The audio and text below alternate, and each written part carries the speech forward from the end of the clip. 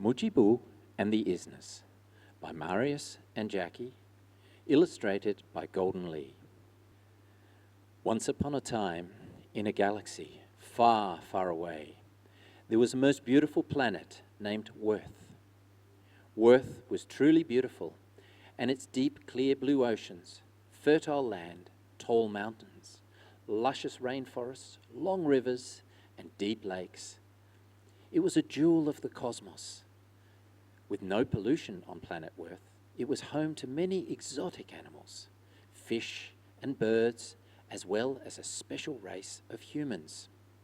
The people were generally very loving and cared for each other with kindness and prided themselves on finding worth in all aspects of their lives. Although all those born on planet Worth understood what worth was, they were encouraged to find their worth, and people were defined by the level of worth that they achieved. The more a person's worth, the more important they seemed to be, and people of great worth were held in very high esteem indeed. This did not mean that one person's worth was more valuable than the next person's, although this did create a divide within some communities. Life was generally good on planet Worth, and people tried very hard to get along and not to fight or bicker amongst each other, although that was not always possible, because the value of worth had become too important for some, and so they lost their way in their understanding. In one of the rural villages lived a very handsome young man called Mojebu. He was athletic in build, with dark wavy hair, bright blue eyes, and a gentle smile. As he sat alone, Mojebu got to thinking. He noticed that although the people on planet Worth were basically happy, they always wanted more worth. And even when they got more worth, there never seemed to be enough. What was it that was missing? These questions bothered Mojebu, and given his desire to help, he decided that he would set off on a quest to find the answers. It wasn't long before Mojebu packed a small backpack and set off to look for the answers. He vowed that he would travel far and wide until he found what he was looking for. He travelled to many a far land, over steep mountains and through deep valleys. On his long journey, he came across many a wise man and a wise woman. But his questions were still there, with no real answers. Yet how could it be so elusive, he thought? Why, after all this time, hadn't someone given me the answers? He began to wonder if he would ever find the answer to his questions. After travelling for many days, nights, and years, Mojebu began to tire. His spirit was low, and he was feeling very weary, when he found himself sitting on a large rock at the entry to a quaint little village. He didn't know where he was. He'd been walking for so long and through so many lands. As Mojebu sat resting, his eyes barely open, he could feel the presence of someone close by. He opened his eyes, and there he saw a very old woman who appeared to be blind, and as she walked towards Mojebu, she sat down beside him. "Hello, young man," she said in a gentle voice. "What brings you to this village?" At first, Mojebu thought he was seeing things. He shook his head and sheepishly looked at the old woman. "What? Huh?" he responded, as he gathered his thoughts. "I'm on a quest to find the answer to a great question, but so far the answer eludes me." The woman turned towards him, and although blind, it was as if she could see. She asked, "What is your question, young man?" "Well," he said, "the people of planet Worth are always trying to attain more worth. But no matter how hard they try and how much worth they attain, they never really feel happy inside themselves. I have travelled to many lands searching to find the reason for this, and I have spoken to many wise people, but no one can satisfy me with the answer." The old woman's face lit up with a warm smile as she softly said, "Young man, you have just answered your question in a manner." "I have?" he questioned with a puzzled look. "Yes," she said, the warmth exuding from her voice. "You see, all this time you have been searching outwards to try and find the answer to your question. But as you just said, the people are inwardly unhappy. And when there is unhappiness inside, one tends to think the answer is outside of themselves. Begin your quest there, young man." Mojebu had closed his eyes as the old lady was speaking, and when he opened them, she was gone, poof, into thin air, as if she had never really been there at all. Mojebu scratched his head and looked around. "Did I just dream this?" he asked himself. "Or was she real?" As he gathered his thoughts and remembered the wise words that had been gently spoken to him, he knew in his heart that his encounter with this old woman was real. The old woman's answer struck him so powerfully, and he could see that all this time he'd been looking outside of himself to find the answer. And now, in one short moment, the realization had hit him. Why hadn't he looked inside? It was so obvious. How could he have missed this? With new eyes and renewed vigor, he thought to himself, "Now, finally, I'm on the right path." Mojebu paused for a moment, and he thought of the next steps that he should take on his quest. He looked straight ahead and felt that there was a message in being right here, right now. It felt right for him to venture into the village, and as he walked around the village asking if there was a place to stay, he also asked a few of the people if they knew the lady that he'd been talking to outside the village. Nobody seemed to know who he was talking about, which he found quite odd, as he knew that she had been right there with him. It wasn't long before one of the villagers offered him somewhere to stay. It was a quaint small cottage within the town, and here he would make his new base from which to continue his search. Only this time, instead of going far and wide, searching outside himself, he would instead start his search for the answer within, just like the old woman had said. There was a lovely old chair in a room with a view across the roofs of the village and beyond, to the valley and the hilltops in the distance. He threw a thick old blanket on the chair, patted it into shape, and hopped on to test it for comfort. After a few final adjustments, it felt just right. So he got comfy and closed his eyes. He had no idea in his mind what this inner journey would be like. He thought that by closing his eyes, it would just happen.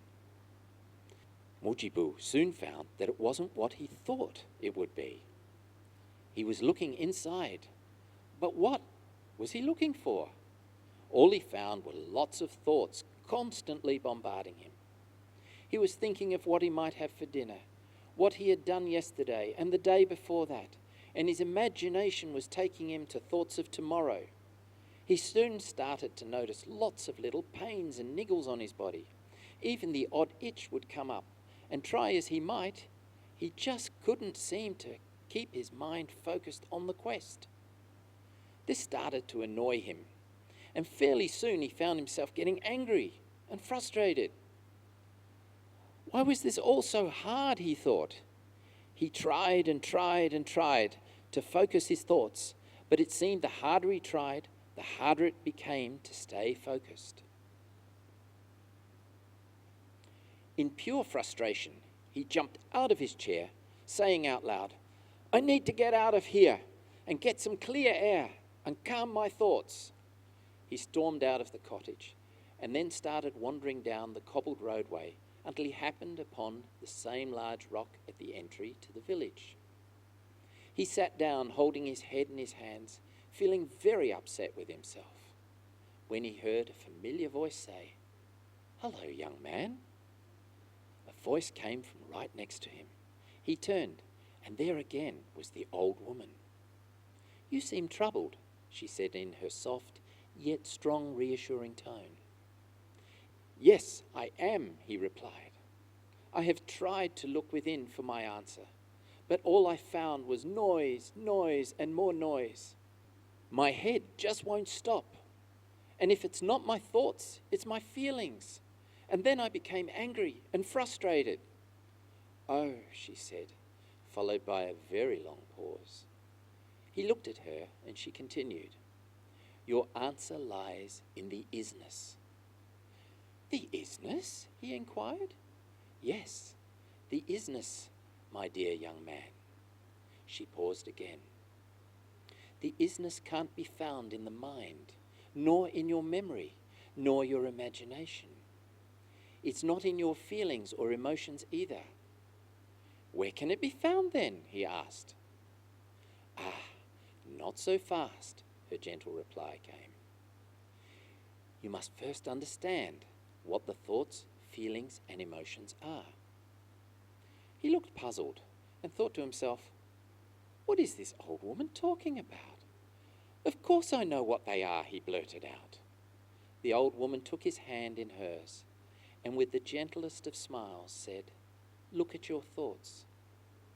Have you ever found one that stays?" "Stays?" "Yes, stays," she replied. He thought about it for a moment and then turned his attention fully on his thoughts. They seemed to come and go all the time. "Have you noticed," she said, "that no thought stays? And it's only the ones you grab hold of that you enlarge and create your own story." "My own story?" he questioned. "Yes, your own story," she quietly replied, knowing that the young man was about to see something that he'd never noticed before. "Yes, thoughts come and go all the time. See them as clouds in the sky. They come and they go. Some come and go fast, yet others seem to linger a little longer, but ultimately they all go. Focus on what remains when they are gone. If you look closely, you will see it's not just your thoughts that come and go, but it's also your feelings and emotions too. Notice that nothing stays." Mojebu pondered on the words and noticed that the old woman was right. His thoughts were, in a sense, just like clouds. In fact, he tried very hard to see if any thoughts could stay, or if he had ever had a thought or a feeling that had always been with him. And he found, to his surprise, that he couldn't find one. No matter how hard he tried, no thought would stay for more than a moment. All they did was to constantly change, but none stayed. "Wow," he said, "I never noticed that before." The old woman smiled and continued, "Yes, all people's lives are just a bundle of thoughts, feelings, and emotions, coming and going, coming and going. Even the people we meet constantly come and go. Have you noticed?" "Yes, you are right," he said, with a look of deep contemplation on his forehead.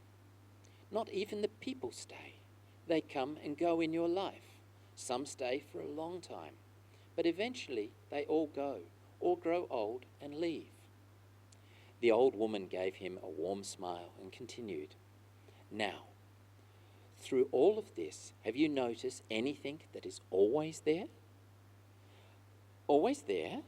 What do you mean by this?" he questioned. "Yes, there is something that never goes. Look deeply within and you will see that everything is perceived by something that is always there. Look carefully and try to connect with it." "Is that the is-ness?" he asked, turning his head so he could look straight at her. "It's close," she smiled, "but no, it's not the is-ness. For that we must look a little deeper. But first look at the one thing we have discovered that is always there. It's what you call I. But it's not what you see as your body or your mind, because you can see it as though you were an observer. It can't be your body or your mind, because they are both seen by it. Get to know it, watch it, and see that it sees everything. But the I doesn't need to grab hold of any thought, any feeling, or any emotion. Really get to know this. See that this I has always been known, and it appears changeless. It's as if it's watching and aware of you from the moment you first became aware, right through till now. Also notice that in all the time it never really changed. Stew on this and really get to see it clearly. In a way, you could say it is the knowing. But the is-ness, what is the is-ness? Mojebu really wanted to know now. What was the is-ness? Okay, said the old woman. She knew that he was ready, and so she continued. The is-ness is everything, even beyond the knowing. But in order for the is-ness to be there, you will need to disappear. Disappear? Now Mojebu was puzzled, almost a little annoyed. How will I know it if I disappear? I won't even be there to know it. Precisely, exclaimed the old woman. You, your body and mind won't be there. Notice that you perceive everything, but you are actually what is perceived. She paused. Are you really you? What? Mojebu seemed confused by these last words. Are you saying I'm not really here? I'm not this body? I'm not Mojebu? The old woman smiled. Let's do a little exercise. This may help. Mojebu eagerly said, yes, let's do it. He wanted to know the answer. No matter what it took, he just had to find it. Okay, first close your eyes, the old woman said. Now, just relax everything. Be aware of all the thoughts, feelings, and emotions. But don't pick any of them up. Just let them drift on by like clouds in the sky. Now, imagine that in the bottom of one of your feet there is a hole. Now take your thoughts, feelings, emotions, memories of the past, imaginings of the future, and any idea that you have at all of being someone. Let these all drain out of the hole in the bottom of your foot until you feel absolutely empty. Not one thought, not one feeling, absolutely nothing left at all. Be totally empty, no identity, no ideas, absolutely nothing left. Mojebu did as instructed and emptied himself of everything. Now what's left? The old woman asked. Mojebu looked. He couldn't find anything. It was absolutely empty. No shape, no Mojebu, no size, no thoughts, no feelings, just nothing. But strangely enough, there was something, an awareness, kind of empty, yet not empty. It felt incredibly good, an all-encompassing sensation of peace, ease, knowing, and the sensation that he was home and at rest. What do you see? The old woman asked calmly. Is there anything there? Does it have any size, any shape? Can you find where it starts or where it finishes? To all these questions, Mojebu could only say no. Okay, did it come from anywhere? Can it disappear? She continued. Can you feel sad there?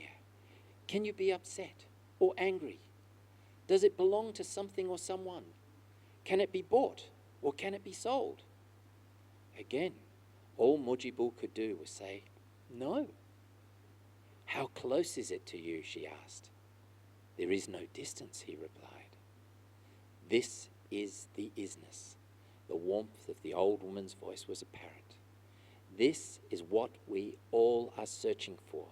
It is what we all long for. Yes, replied Mojebu, joy streaming from his being. And it's what we've always been. We've never been separate selves. We are all just one. The old woman tilted her head. Yes, the Is-ness is just one. It is infinite. See how it is everything and nothing, all in only the moment that really is. And with those last words, she dissolved right in front of Mojebu's eyes. Mojebu rubbed his eyes. Had it all been a dream of the old woman? It all appeared so real. He collected his thoughts and began to explore the meaning of what he had just encountered. He was the Is-ness, and now he could clearly see the answers to his question. Not only this question, but it was as if there was nothing that he could not know.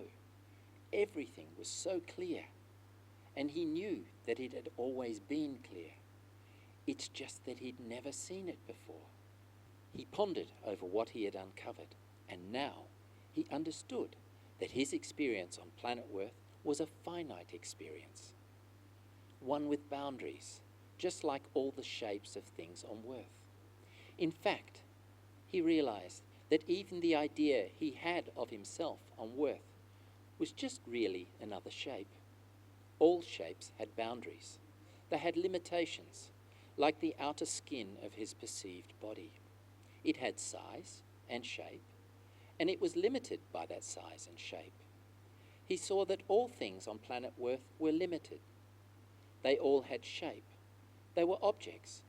Even his thoughts and emotions, they were all just shapes, and all shapes came and went. No shape was ever permanent. Even planet Earth was a created shape, and it too would disappear one day. Then he looked at the Is-ness, and he saw it had no shape. It was shapeless, with no boundaries, no beginning and no end. It was boundless and unlimited. Totally unlimited. Yes, absolutely unlimited. Knowing this, he could see that any limited experience was precisely that, limited. It came with limitations, and that is why the people of Earth were never satisfied, because each experience they had carried limitation, and by that very nature it was lacking, missing something, missing the no-thingness of the Is-ness. In the Is-ness, everything was available. All could be experienced at once, with no distance, no time, no shapes, no limits at all. Everything was contained in the Is-ness. Even the limited experience of planet Earth and all its people was contained in the Is-ness. Nothing could or would ever exist outside the Is-ness. Mojebu now knew that all experiences would come and go, and so all that was really required was to enjoy each experience as it arose. He didn't need to interfere or create his own experience. With his thoughts or feelings or emotions, he could just relax and enjoy the show.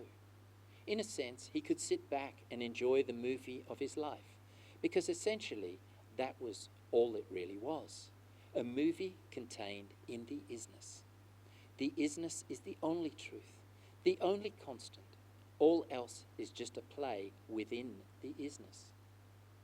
With his new understanding, Mojebu decided that all that was left for him to do now was to go and share his discovery with all those who would listen to him. So he set off again to travel around planet Earth, this time to share with the outside world what he had uncovered on the inside.